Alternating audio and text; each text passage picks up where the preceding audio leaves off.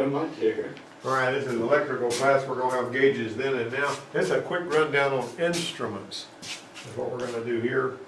And let me get this thing to where it will move on. If you click too many times, it jumps ahead. The Boyce motometer, you know, as is normally when I build this on another computer show, on this one, it covers up some of my stuff. It was patented in 1912 and was used to read the temperature of the radiator, okay? All right, and so from then through the late 20s, it was in Long Island, was 1912, German immigrant guy put it on there. Hold on here, let me see what we can do. What we got here. All right, so here we go. The non-pressurized, see that cooling system right there? See the way this thing is? Basically, you had that place made up on the head so that it percolated that water up through the radiator, and it wasn't even pressurized. And a lot of them did that back in the 20s. And this thing right here, you see it had a sort of a little thermometer built into it, and it would set up on top of that, and it was like a hood ornament. You could see it through the windshield, and it would tell you if the motor was trying to, you know, get to it. I usually wouldn't save it from overheating, but you just kind of keep track of what was going on there. All right, now the Dodge Brothers dashboard looked like this. This old Dodge back in the 20s, that's what it looked like. There's your amp, there's your oil, and then there's your speedometer. It even had an odometer with red digits on the right side over there. And there's Amber Wimber. She brought the oil. All right. All right, put that on my desk. All right, so here we go. For years, amp meters measured voltage drop across a resistor. So basically, this is measuring voltage drop, but what they would do is determine this little shunt there, and it would cause that needle to deflect. You know, it's marked amps, but in the late 70s, voltmeters replaced amp meters on cars, and it really confused people, because sometimes you might have even seen on an older vehicle where it would have a gauges that would say D and C, discharge and charge. Well, that's basically, if it's over on the right side of that middle, that means it was charging. But the only problem with that is, what does the amp meter do if your battery is up close to the target voltage? It stays in the middle, doesn't it? So somebody somewhere in their infinite wisdom says, rather than putting an amp meter on the dash, we're going to put voltmeters. That started in the 70s. And some of the people that were used to having amp meters were confused by the voltmeter because they really didn't know the difference between volts and amps. And it would basically tell you, you know, you have how many volts you had on some of them. So, a different thing there. Well, bimetal gauges, which is the ones that they use to measure oil pressure and your temperature and all that, work like this. Okay, there you have this little heating wire that was wrapped around a bimetal strip. And what that bimetal strip would do, there was an instrument voltage regulator that on some of them, even the terminals on that instrument voltage regulator look kind of like a 9-volt battery on some of the ones.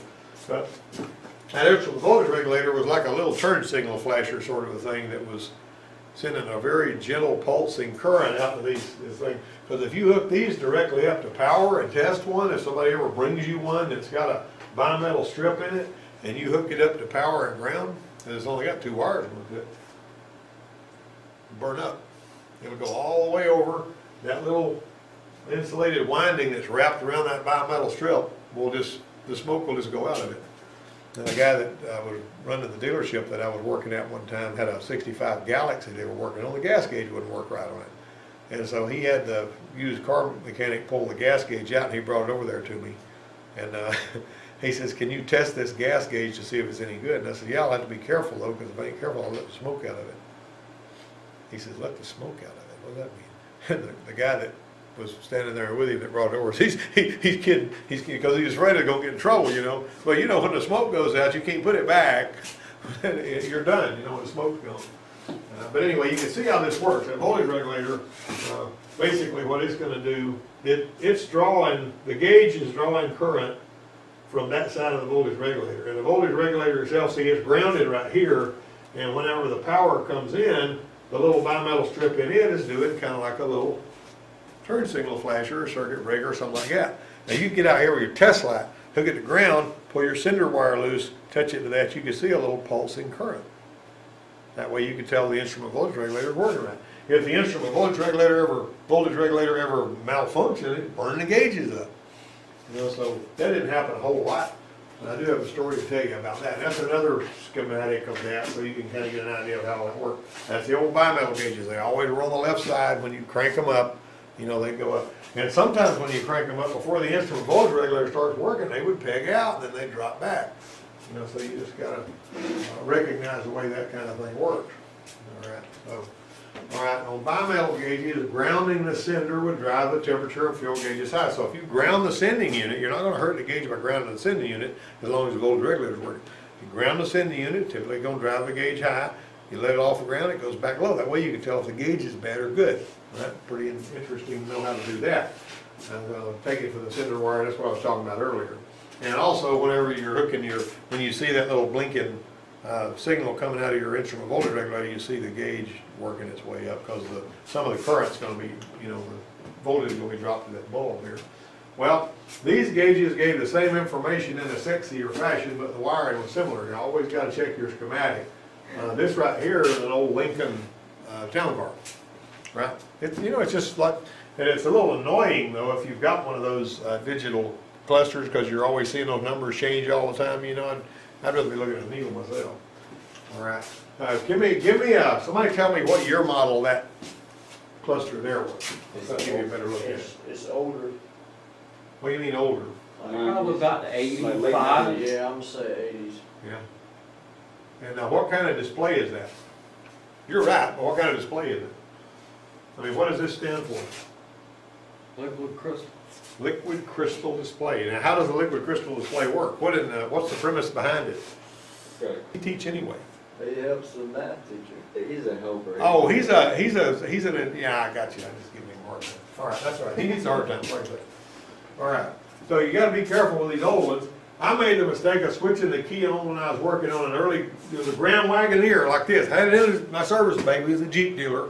And I pull the cluster loose. You know how when you pull the cluster out of the dash, you know, you kind of got it here and it's just dancing around loose in there. I don't remember why I had it out. But for some strange reason, while I had it loose there, I decided I was going to turn the key on. And when I turned the key on, it was Horror City. Every one of the gauges except the voltmeter went all the way over. Smoke went out and they went all the way back.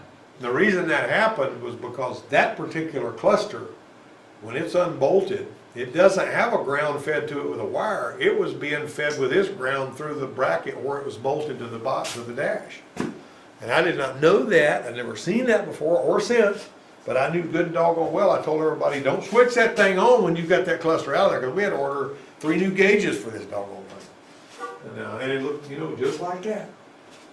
All right, speedometers, magnet, needle, drum. The way this thing does is this drum spins that magnet, this speedometer cable spins that magnet, this drum tries to follow it. And as the drum tries to follow it, it's pulling that needle against that spring. Whenever it slows down, it goes back the other way. Got it? You clear on that? All right, needle shaft, magnet, needle drum, cable connection. That's how that works. I showed y'all this picture here the other day. All right, now magnetic gauges are a little bit different. Variable voltage dash gauge consists of 2 magnetic balls, and they're laid in there like this, right? And so basically, you see how the thing is wired up. The more of a ground they get, the more the needle follows the magnetism in one coil over the other. See what? That's just, you don't need to understand too much about that, other than the fact that you basically have 3 terminals on the back of that one. You got a pot, you got a hot, you got a ground, and then you've also got the one that comes from your sending unit. And wherever the predominant ground is coming from is where the needle is going to be driven to. Well, if you disconnect the sending unit on one of these, if it's a gas gauge, that's a little difference there. If it's a gas gauge, you disconnect the sending unit on it, it goes past full. If you ground the sending unit wire, it goes to empty.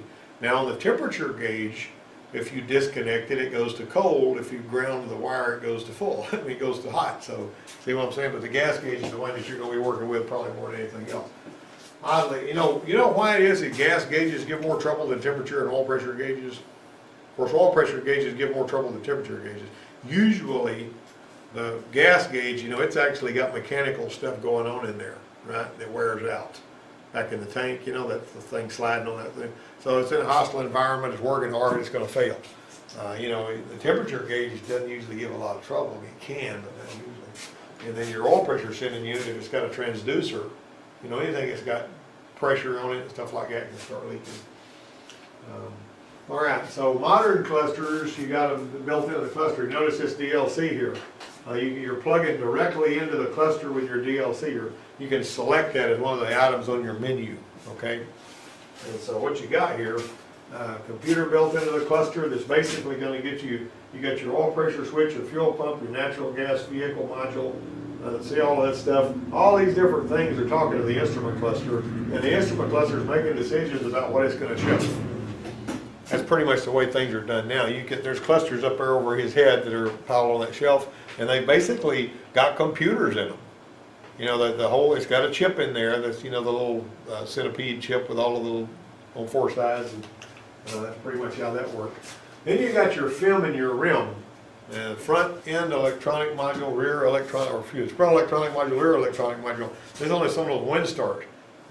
Everything coming from the front goes through the front electronic module, everything goes from the back. That would be all the lights, the gas gauge is feeding to that, and it's a computer. I've got one of those laying up there somewhere in automotive electronics. You guys had to identify all the pins on it. You remember that? That one there had all the pin numbers. It just does all kinds of stuff. It's like the GEM module, except there's one for the front, one for the back. And what typically happens on there, if the sending unit fails on one of those, the needle just stops wherever it happened to be the last time it got a good signal. And then, you know, you'll think, oh, well, I've still got gas, and all of a sudden you're sitting beside the road going, you know, no gas, and it doesn't happen a whole lot, but that's the thing right there. Now, the network-driven clusters are these, like this is a 2007 Cadillac Escalade cluster, gauges that receive their input from the network. Every needle is driven by the instrument cluster CPU, and your PCM receives sensor inputs and sends commands. That's what we're looking at right here. See, there's your engine control module. Look at that, your data communication schematics on there. Well, basically everything that the PCM is picking up from vehicle speed, oil pressure, and all this. Sometimes in order to fix one of these, you got to reflash the engine controller to fix the instrument cluster. Because it's basically getting a network signal out of there. That's how that works.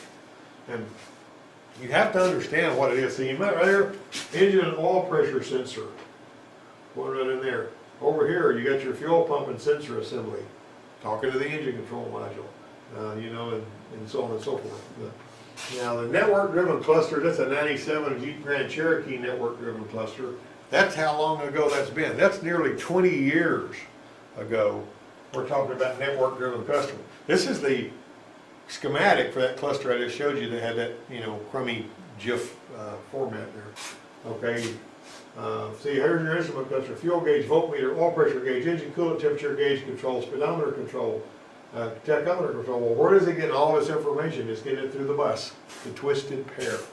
And did you know you can actually, on some of them Dodge trucks and all, there was a twisted pair that was coming out of one of those modules that didn't have enough twists in it, and it was making it not do right.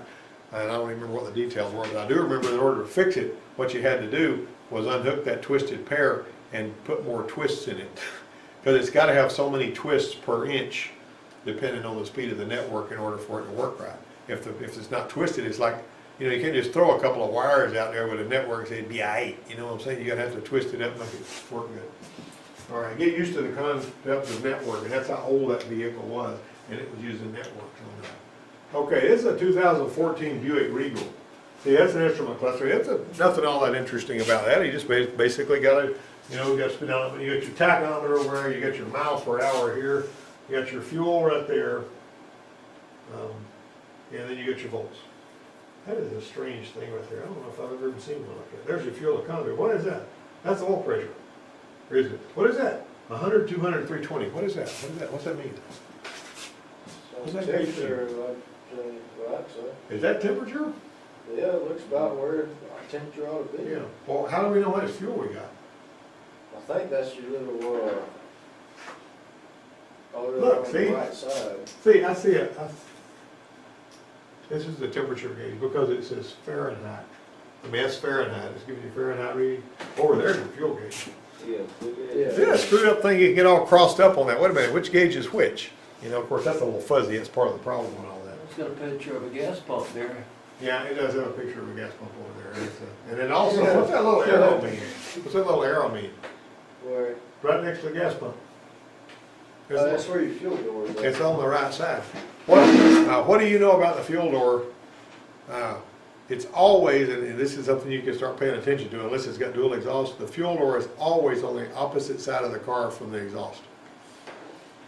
If the exhaust pipe is coming out on the left, the fuel door is going to be on the right, vice versa. Unless you got dual exhaust, and then they can't do it. Now, where were the fuel doors back in the late 70s? Out there on the cab. Under the, no, I'm not talking about pickup trucks, I'm talking about cars. I don't know. Under the license plate. Yep. Yeah, you flip the license plate down, there it was. You know, there was some Fords that were like that, Chevys were like that, you know, and they had been, but that was right where it was. Now, I guess they got away from that because the exhaust was just right here close to it, you know. But you could pull the license plate down there, you'd find it. Ford Granadas were like that, Chevrolet Impalas and Caprices, they'd have it like that. A lot of them would have it right there. I think that car, Dr. Rydell's, that red Cadillac, if you pull the license plate down, you'll see the gas, you know, going around. You know that's true because you pull the gas tank off that car.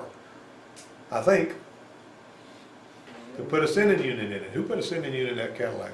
LTDs were that way, wasn't they? Huh? The LTDs were that way, wasn't they? Yeah, they were. They were for a while. Now notice the breathtaking detail in this schematic right here. It's like, that's so complicated. Look at that. You get me? All right. Now then, hybrid electric clusters, not on a hybrid vehicle, just a cluster. They call it hybrid electric because it's got needles, but it's electronic. You see what I'm saying? And all right, watch this. So you've seen them do this before. This is not mysterious. You see that? All right, what's going on with that is some of them, when you crank them up, they do that. And others, whenever you test them, they do that. And when you test them, a lot of the times, right over here, see that right there? If you could read that, it says sweet gauges. When you hold that thing, and that's some of the stuff that you, occasionally you'll have one that's not reading right. You want to see if it's capable of doing its entire suite. And on some of your Chevrolet pickup trucks, those little motors that drive those little needles will go bad. The little servo motor things. You can buy those and replace them, you know, if you know how to do it. And so, I want to go ahead and I got to bump that thing because it's a... All right, watch out for bulletins, especially when all the gauges have gone dark and no fuses are blown. Now, this right here is a bulletin that one of my people that was working over at a dealership, GM dealership, he flashed the instrument cluster, flashed the engine controller, fixed the instrument cluster on one when everybody else that had worked on those cars had replaced the cluster. And the service manager said, I'm glad I gave you that because we've replaced 7 clusters and you're the first one that looked up the TSB and reflashed the daggum thing. You know. All right, so here we got the speedometer and the tachometer may be inoperative on the Cherokee, you know, gauge needle being wrapped around on the wrong side of the stop peg. You know how it goes all the way around, it's bouncing against the bottom of the stop peg. And so if you jump start it, sometimes they'll make them do that kind of thing. The cluster can cut out if the voltage drop below 9.5 volts, makes it drop the wrong side of the gauge. Turn off the switch, depress and hold the odometer reset, turn it to the run position, not start, just run. And then the reset button until the cluster needle starts to move, then release it. And it comes all the way around, and it's kind of a reset situation up there. Now, illumination, you know, these different kind of bulbs, you need to get ones with LEDs, and you can change the color of your dash if you want to go in there and swap all them bulbs out and everything. You need to see the cluster at night. The instrument panel printed circuit is hooked up on that, see all the little bulbs you see up there. And so we be able to notice each fuse. Look at the fuse. This is the tail light fuse that are feeding the cluster lamps. Why did they do that? If your tail light fuse is blown, they make sure your cluster lights go out when your tail light fuse blows so that you know your tail lights are out. See what I mean? Most people don't know that, but they would come in, they say, hey, my cluster lights don't work. And then they've blown their tail light fuse because they had a trailer tow thing on there or something like that. Now, they got middlemen in here. It's an aggravating bunch of complicated junk. And when the electronics in this 2003 Jeep Wrangler I had, the actual, there's a little sort of a body computer that's built into the instrument cluster. And so they would say, well, let's go ahead and fix it where this fuse right here is basically going to fire up, go through the multifunction switch, go into this, see that little computer in the box right there? And then your multifunction switch down there has got a little wrist at. When you turn it up and down, it changes the bulbs. Well, they like to go bad on these. If it gets to the point where these don't work, it's really not uncommon to have to replace a $600 instrument cluster to get those lights to work, because you cannot bypass that. Now, you actually could you could just bypass that multifunction switch and they would light up all the time, but you wouldn't be able to control them, you know. Which is probably what I do. 98 Explorer is like a road map of Clarksburg, West Virginia. Look at that. 1.5 of the dimmer module can die on that one and confuse the person that doesn't have a schematic. See, this part goes dark while the other parts don't work. In other words, over here, the radio and the air conditioner illumination and all, you know, they come in and everything else on the dash is lit up, but this over here is dark. And this little sucker right here will be what's wrong with it. Now, there is actually stuff on the internet where you can break them apart and rebuild these little switches and all. That costs about $110, you know. But you might notice you got light blue, red, and you got red, black. See, you got two different ones going over there. This is going to G and that's going to C on your schematic and all that. All right, now there's transistors. We got these transistors on this right here. This is like on your mid-90s Firebirds and Camaros and all that. They got a little transistor, and the way the thing is set up is, the more of a ground you feed into the base on that transistor, the more power it lets go to the bulbs. And there's a little heat sink on there, because whenever you got resistance, like what's going to be there whenever you're using this transistor, then you're basically going to have heat, and so you needed a heat sink.